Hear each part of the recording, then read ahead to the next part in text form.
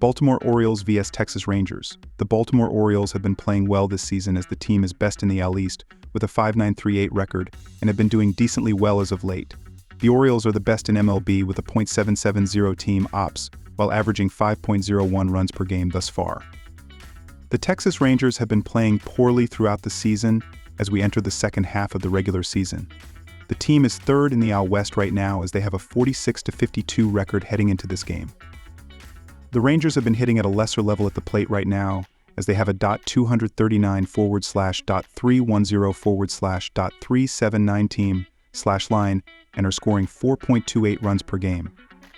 The Baltimore Orioles have been one of the best teams in all of Major League Baseball, while the Texas Rangers are struggling to find their footing and are getting ready to be sellers at this year's trade deadline.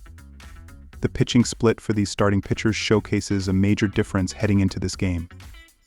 Dean Kremer is 3-2 with a 2.73 ERA and a .162 batting average against in 33.0 innings during his 6 road starts, while Andrew Heaney is 1-5 with a 4.31 ERA and a 1.08 WHIP in 39.2 innings during his 7 home starts 8 total games. The ability to get good contact and hit it where they ain't is critical for a successful offense to get going. The Orioles are 18th in the sport with a .285 team batting average on balls in play, while the Rangers are down at 27th place with a .280 team BABIP. All in all, go with the better team in the Baltimore Orioles to continue winning games. Both bullpens have been struggling a bit throughout the season as the Orioles are 13th in Major League Baseball with a 3.81 reliever ERA, while the Rangers are down at 25th place with a 4.39 bullpen ERA so far this season. These lineups have been doing well throughout July as each team has played 14 games entering the series finale. Baltimore is averaging 4.43 runs per game, while Texas is scoring 3.79 runs per game throughout the calendar month. Throughout the entire regular season, these teams have been doing very well hitting with runners in scoring position. The Orioles are 14th in the sport with a .759 team ops with runners in scoring position, while the Rangers are in 10th place in the majors with a .778 team ops in those situations. Go with over 8.5 runs in this game as the better bet here. San Francisco Giants vs Colorado Rockies. The Giants were unable to hold onto their early lead as they fell 3-7 in Game 1 to Colorado. San Francisco scored all 3 runs over the first 3 innings and ended with 7 hits on the night. Nobody had multiple hits at the plate, but Thairo Estrada tallied 2 RBIs. Kyle Harrison got the start, and over 5 innings he allowed no runs on 1 hit and struck out 6. RHP Jordan Hicks is set to take the mound on Sunday. He has topped the Rockies in his last 2 starts. Most recently, he hurled for 5 innings where he allowed 1 run on 3 hits and issued 1 strikeout. Hicks is set to make his 20th start of the season, and he currently holds a 4-6 record to go with an ERA of 3.79.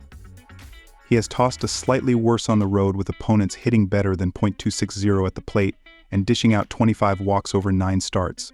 He has been his sharpest during daytime games as he's dropped his walk rate and has held opponents to under .240. After a rough June, things haven't turned around for Hicks quite yet, as his July ERA sits at 7.71, and foes are hitting better than .390 over 2 starts. The Rockies rallied late, scoring all their runs after the 5th inning. Jake Kev issued a dagger when he launched a 3-run homer in the 8th to give Colorado the lead. Ezequiel Tovaran, Brenton Doyle added home runs of their own. Cal Quantrill got the start, and over 6 innings he allowed 3 runs on 5 hits while striking out 5. LHP Austin Gomber is expected to get the start on Sunday for Colorado. He has topped the Giants in 2 of his last 3 starts. Most recently, he heaved for 6 innings where he allowed 2 runs on 5 hits and struck out 1. Gomber is set to make his 19th start of the season, and he currently holds a 2-6 record to go with an ERA of 4.61. He's been stronger at home, posting a split best in both ERA 3.54 and OBA .245. Strikeouts have still been few and far between at home, and given the hitter-friendly park, he's allowed 9 homers in 8 starts. He's been more erratic during the day as his ERA climbs to 5.18 and opponents are hitting closer to .285. The month of June was a rough one for Gomber, but he's turned the page nicely in July as he's been tossing better than his season benchmark and has thrown just 1 walk in 3 starts.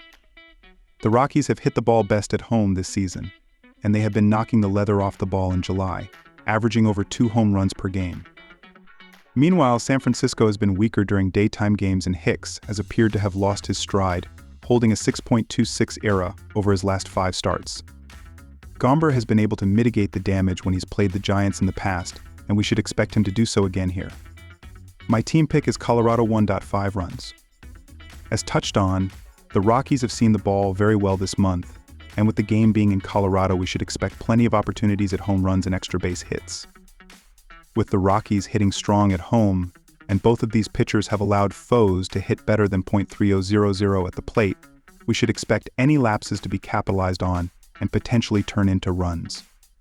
Take the over, which is 7-3 in the Rockies' last 10. Take over 10.5 runs. Los Angeles Angels vs. Oakland Athletics. The Los Angeles Angels haven't been as bad as expected in 2024, but without Mike Trout and Shohei Ohtani, they've struggled for consistency, with their 19-28 road record seeing them sit in 4th place in the American League West. Without their two biggest stars, the Angels' offense has taken a step back, scoring the 3rd least amount of runs in baseball, and with a team ERA of 4.68, they just don't have any positives to lean on as they face another brutal finish in 2024. The past few years have been a nightmare for the Oakland Athletics, who are set for a move to Vegas in the coming years, but with a 24-25 record at home this year, they can never be underestimated at the Coliseum. Offensively, the Athletics rank 23rd in baseball in runs scored this season, with the team ERA also sitting at 23rd overall, and after a red-hot offensive start to this series, they come into this intriguing divisional matchup full of momentum. While the Athletics sit behind the Angels in the AL West standings, their home record comes in just under .500 while the Angels struggle away from home, and after outscoring Los Angeles 2-1-5 in their 2 meetings in this series, the A's come in as a slight favorite. In this head-to-head rivalry, the Athletics have dominated in the year 2024, winning their last 5 encounters, with Oakland allowing just 5 runs in their past 4 games at home, so expect the dominance to continue in the Sunday finale. Take Oakland to win. While Joey Estes and Carson Fulmer have been fantastic in recent times, it's the Athletics' dominance that has highlighted this series, with the A's tallying an impressive 38 runs in their past 5 home games against Los Angeles. For the Angels, the over comes in at 6-3-1 in their past 10 overall games, with the staff allowing over 6 runs a game in that time, and for the A's, the over comes in at 7-3 in their past 10, with an incredible 39 runs scored in their last 3 games. So expect the runs to keep flowing in this one. Keep it simple, take the over 8 runs. Houston Astros vs. Seattle Mariners. This game was published before the results of their Saturday night contest. Ronald Blanco is expected to take the mound for the Astros. He went 6 innings, gave up 2 hits, 2 walks, 2 earned runs, and struck out 5 in a loss in his last start against the Texas Rangers. Blanco has a record of 9-4 with a 2.56 ERA, 0.97 WHIP, and a 100/42 KBB ratio in 18 starts this season. Opposing batters are hitting .169 against Blanco. This game was published before the results of their Saturday night contest. Bryan Woo is expected to take the mound for Seattle. Woo went 3.1 innings, gave up 9 hits, 4 earned runs, 2 walks, and struck out 1 in a no decision in his last start against the Los Angeles Angels. He has a record of 3-1-9 starts with a 2.45 ERA, 0.89 WHIP, and a 29/5 KB ratio on the season. Opposing batters are hitting .210 against Woo this season. Ronald Blanco has been good for the Astros this season. Blanco has a record of 9-4 with a 2.56 ERA, 0.97 WHIP, and a 100/42 KBB ratio in 18 starts this season. Opposing batters are hitting .169 against Blanco. He gets a terrific matchup against the Mariners. Seattle has been poor on offense this season. They are in the bottom 10 or around the bottom 10 in the league in runs, hits RBI, strikeouts, batting average, OBP, SLG, and OPS. The Astros have been good on offense this season. They are in the top 10 or just outside the top 10 in the league in runs, hits, home runs, RBI, batting average, OBP, SLG, and OPS. With Blanco on the mound, the Astros will win this contest. Take Seattle on the money line.